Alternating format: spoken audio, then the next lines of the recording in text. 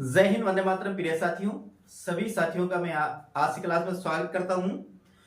और साथियों, आपको ये जानकर बहुत खुशी होगी कि आज ये मेरी डिजिटल बोर्ड में पहली क्लास है। मेरा कई दिनों से सपना था कि मैं भी डिजिटल बोर्ड लाकर साथियों और आपको आप तक में जो मैं जानता हूं साथियों वह आप तक पहुंचाने की कोशिश कर रहा था, और आज वो मेरा सपना साकार होता मुझे दिखाई दे रहा है साथियों। तो आज हम पहली क्लास में पढ़ेंगे रस पढ़ेंगे साथियों। और ये रस आपको पता है कि आरपीएससी फर्स्ट ग्रेड हिंदी में भी है और आरपीएससी सेकंड ग्रेड हिंदी में भी है। इसके साथ साथ पीजीटी और टीजीटी की अभी आप तैयारी कर रहे हो साथियों कहीं से भी, तो आपके वहां पर भी ये रस है साथियों। कहने का मतलब आप हिंदी से अध्यापक बनने की कोशिश कर रहे हो तो सभी में आपके जो सेकंड पेपर होता है हिंदी का, उसमें ये साथियों रस है। और रस को पूर्णतः साथियों मैं अच्छी तरह से समझने की कोशिश करता हूं। मेरी पूरी कोशिश रहेगी साथियों कि मैं आपको मेटेरियल उपलब्ध कर रहा हूं, इसमें आपको पूर्ण रूप से परफेक्ट रूप से ऐसा मेटेरियल उपलब्ध कराऊंगा साथियों कि एग्जाम में यदि इससे संबंधित कोई भी प्रश्न आए इस टॉपिक से, तो मैं पूर्ण विश्वास दिलाता हूं आपको कि इससे बाहर वह एक भी प्रश्न बाहर नहीं जाएगा साथियों। तो शुरू करते हैं एक बार आज क्लास को, और एक बार पुणे में आप सभी साथियों का स्वागत करता हूं आज क्लास में। तो साथियों, आज अपना जो टॉपिक है वह टॉपिक है अपना रस है साथियों। क्या है अपना जो टॉपिक है? रस है। और रस अपन पढ़ेंगे साथियों। पहली बात तो देखते हैं रस क्या है, रस किसे कहा जाता है, साहित्य में रस की परिभाषा क्या क्या है वो सभी देखते हैं साथियों। पहली बात ने देखते हैं लिखा हुआ रस शब्द आनंद का पर्याय है, यानी जिसे हम लौकिक भाषा में भौतिक संसार में जिसे हम आनंद कहते हैं साथियों, साहित्य में उसी आनंद को रस के नाम से अभिव्यक्त किया गया, यानी उसे रस कहा गया है। तो यह देखिए आप, रस आनंद का पर्यायवाची है।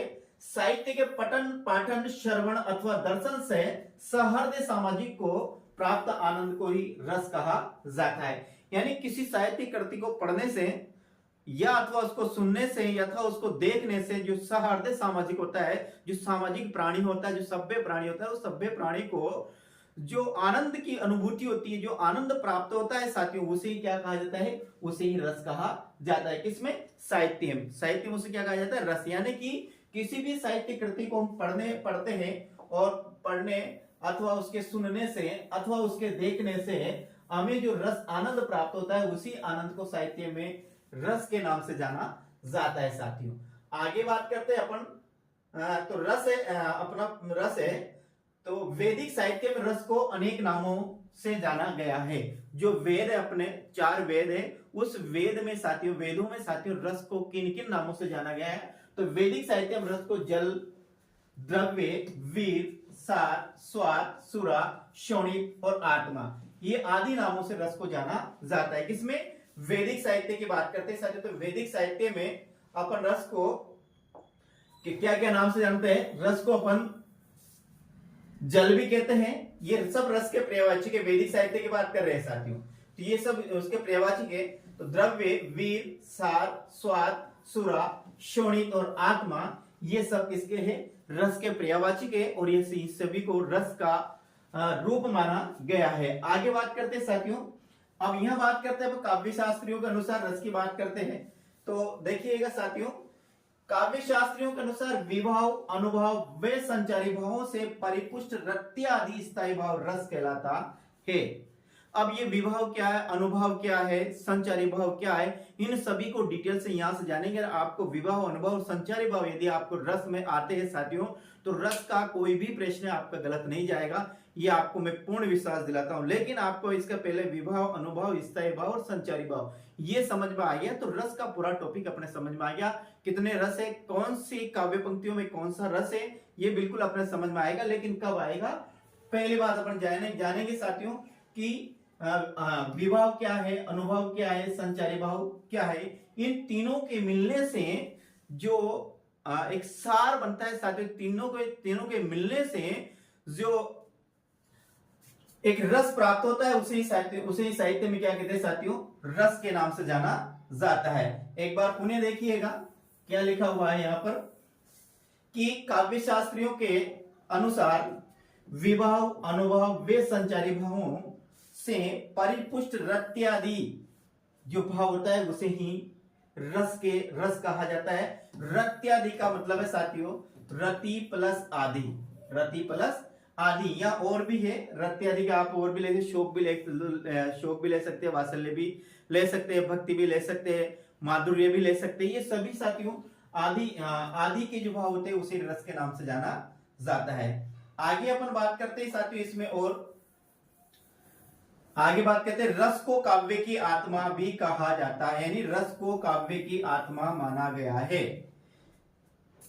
काव्य की आत्मा किसे माना गया है, इसके संबंध में विद्वानों में मतभेद पाया जाता है।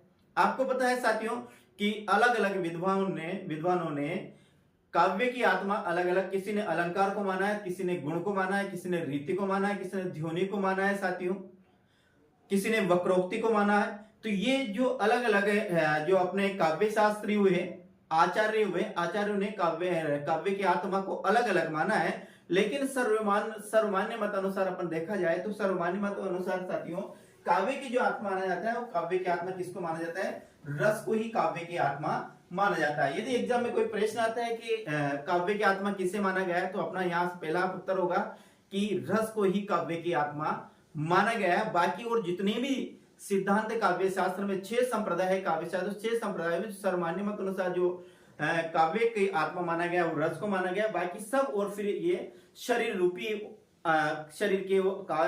काव्य शास्त्र के अंग है। लेकिन इस प्रकार शरीर में अपनी आत्मा होती है, इसी प्रकार काव्य की जो आत्मा होती है उसे रस को माना गया है साथियों।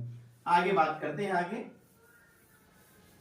देखिएगा, रस के अभाव में यह है, रस के अभाव में किसी भी शब्द योजना को काव्य नहीं माना जा सकता है, ऐसा मानना है सात्विक। इनका जो आचार्यों को यह मानना है कि रस के अभाव में किसी भी शब्द योजना को काव्य नहीं माना जा सकता है, यानी काव्य उसे ही माना जाएगा जिसमें रस है। यदि उसमें रस नहीं है तो वह काव्य कहलाने की अधिकारिणी नहीं।